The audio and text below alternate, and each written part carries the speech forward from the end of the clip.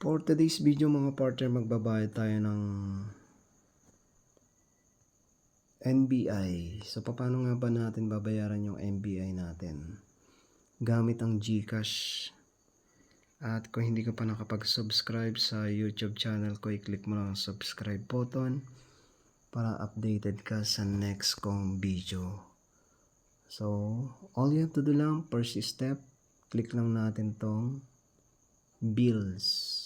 Ayan, itong bills. Pag nasa bill ka na, pumunta ka sa government. Pag nasa government ka na, pwede mong hanapin mo sa banda baba.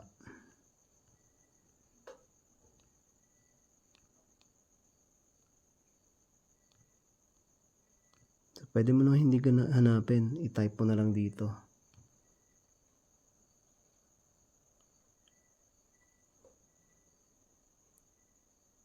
NBI. Ayan. So, NBI. Click lang natin to. Tapos, ang total na ilalagay mo dito, 160. Tapos, itatype mo lang yung reference number.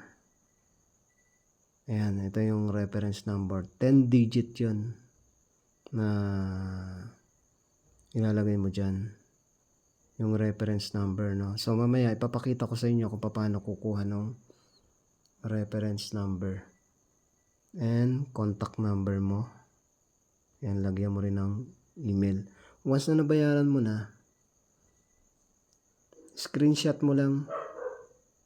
Ang kukuhanin lang naman sa'yo doon, once na nandun ka sa NBI, yung reference number lang na nabayaran mo na.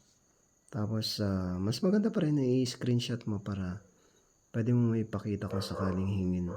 So, ang kagandahan ngayon kapag kukuha ka ng NBI, hindi ka na pipila. Wala nang schedule. Mabilis. Wala nang pila-pila. On the spot na binayaran mo yung yung NBI, makukuha mo na yung yung NBI mo. Nung araw din yun, once na nagbayad ka. So, mas mabilis ngayon. So, ito ipapakita ko sa inyo kung paano kumuha ng reference online, no? So, ito yung website ng NBI para makakuha ka, makapag-fill up. So, ganito naman yung pagkuha ng reference number. Halimbawa, nakapag-fill up ka na. Fill up ka na sa form, sa online. Fill upan mo na. I-click mo lang tong apply clearance appearance. Ayan, ito yung lalagay mo yung kung anong ID yung ipipresent mo.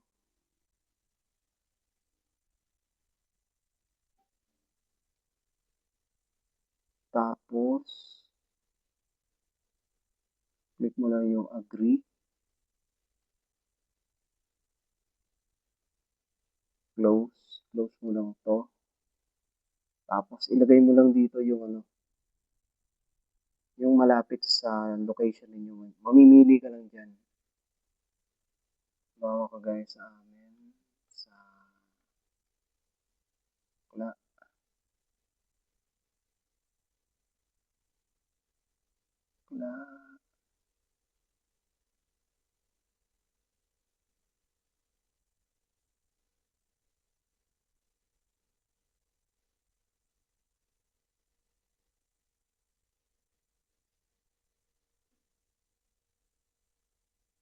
Ang ilalagay ko dito. Kasi dito ako malapit halimbawa. No? Para lang makapakita ko sa inyo. Yan yung total na babayaran. Tapos, pili ka rito kung paano mo siya babayaran. Halimbawa, GCash. So, click mo lang itong proceed. Proceed payment. Ayan na. So, ito na yung reference number. So, picture mo lang yan. Tapos, click mo lang itong accept. Ayan. Ayan na. So, ganun lang kasimple mga part. At kung hindi ka pa nakapag-subscribe sa YouTube channel ko, i-click mo ang subscribe button para updated ka sa next kong video.